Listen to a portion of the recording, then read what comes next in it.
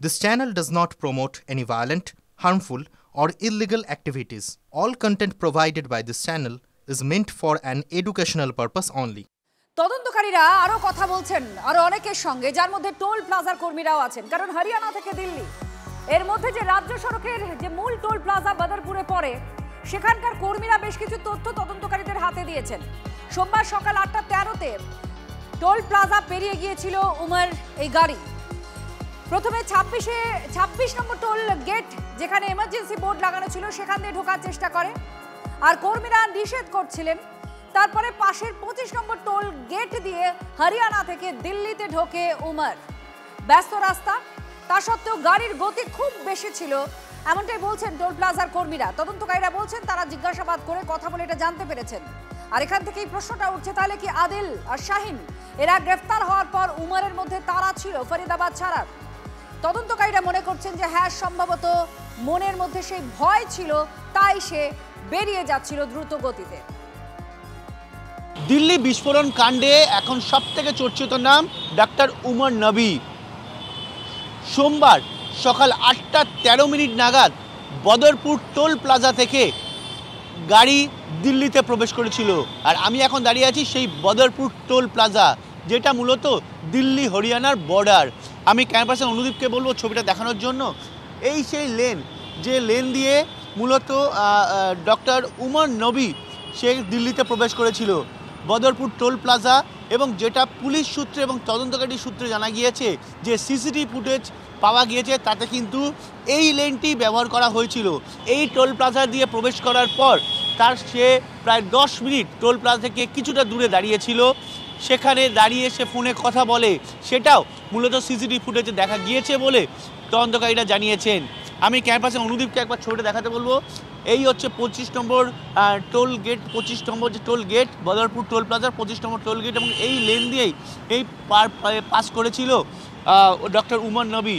অর্থাৎ সব মিলিয়ে একটা বিষয় পরিষ্কার হচ্ছে যে গোটা বিষয়টা কিন্তু পরিকল্পনা করেই, ছক কষেই এই উমর নবী দিল্লিতে প্রবেশ করেছিল। এবং ডক্টর আদিল, মুজাম্মিল, শাহিনের গ্রেপ্তারের পর কোথাও না কোথাও সে ভয় পেয়ে গিয়েছিল।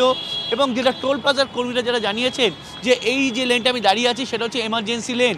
প্রথমে সে এখানে ঢোকার চেষ্টা করে, এমার্জেন্সি বোর্ড লাগানোর পরেও কিন্তু তখন তাকে বারণ করা হয়। তারপরই এই লেনের বদলে পাশের যে লেন আছে, এই পাশের লেনটা ব্যবহার করে সে দিল্লিতে প্রবেশ করেছিল। ক্যামেরায় অনুদীপের সঙ্গে Sayanta Bhattacharya, TV9 Bangla, Badarpur toll plaza.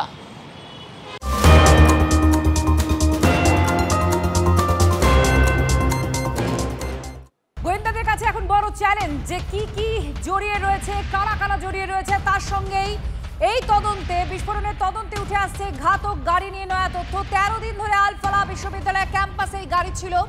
উমরের i20 গাড়িটা আবার ছিল মুজাম্মিলের গাড়ির ঠিক পাশে।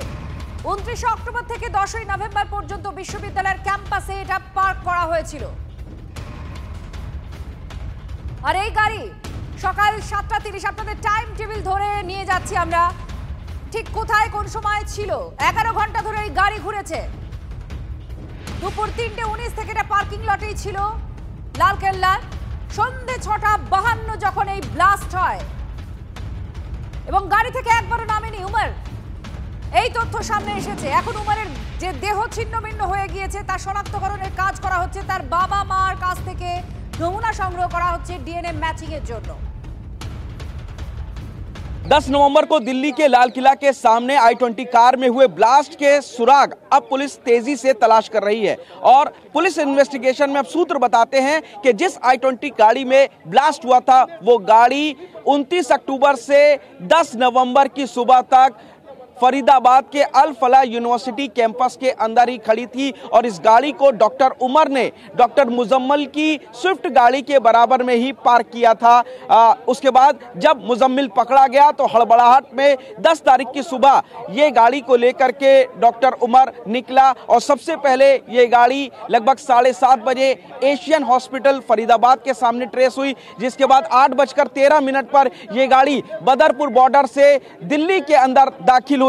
और उसके बाद जब ये लाल किला की पार्किंग में पहुंची तो उस वक्त 3:19 थे। लेकिन सवाल ये उठ रहा है कि लगभग 7 घंटे तक गाड़ी कहां रही।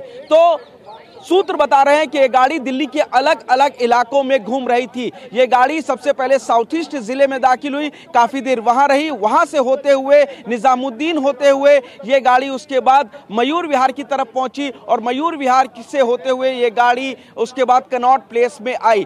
लेकिन पुलिस को यह भी शक है, तमाम सवाल भी खड़े हो रहे हैं कि क्या जो ब्लास्ट होना था वो लाल किले के सामने होना था या फिर डॉक्टर उमर इस गाड़ी को कहीं और पर पार्क करके ब्लास्ट करना चाहता था और करीब 7 घंटे तक गाड़ी को दिल्ली की अलग अलग जगहों पर घुमाने के बाद उसने 3 बजे के बाद इस गाड़ी को लाल किले की पार्किंग में पार्क किया और शाम को 6:48 पर वहां से लेकर के निकला और 6:52 पर ठीक लाल किले पे इस जगह उस गाड़ी में ब्लास्ट हो गया, जिसमें करीब 12 लोग मारे गए।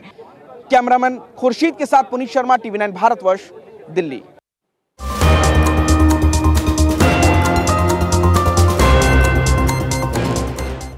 হোয়াইট কলার মডিউলের এপি সেন্টার সেটা কি ফরিদাবাদের আল ফালাহ ইউনিভার্সিটি।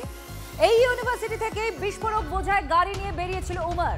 বিস্ফোরক তৈরির জন্য ব্যবহার হয়েছে ইউনিভার্সিটির ল্যাব মনে করছেন তদন্তকারীরা। ইতিমধ্যে মুজাম্মিল আর শাহিনকে আল ফালাহ ইউনিভার্সিটি থেকে গ্রেফতার করেছে পুলিশ।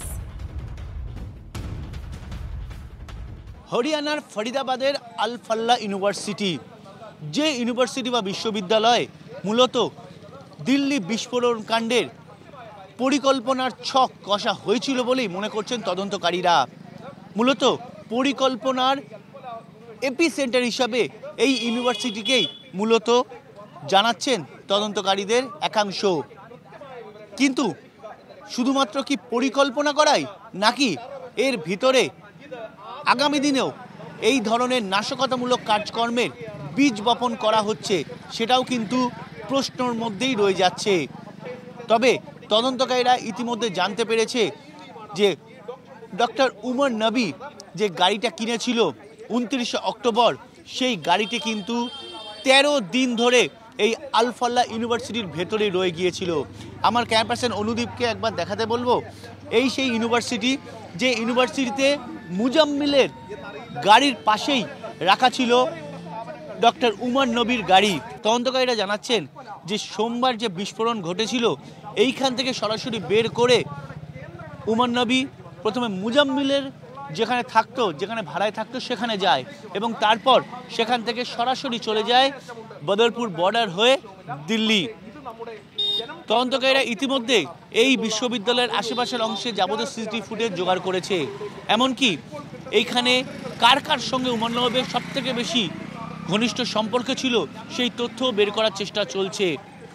আল ফালাহ ইউনিভার্সিটির ভেতরে যে যাবতীয় পরিকল্পনা নিখুঁতভাবে তৈরি করা হয়েছিল তা কিন্তু ইতিমধ্যে পরিষ্কার হয়ে গিয়েছেন তদন্তকারীরা।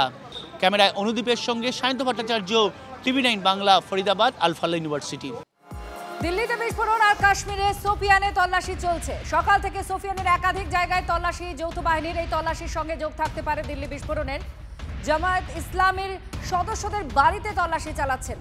তল্লাশি চলছে ডাক্তার হামিদ ফয়াজ, মোহাম্মদ ইউসুফ ফলাহির বাড়িতেও।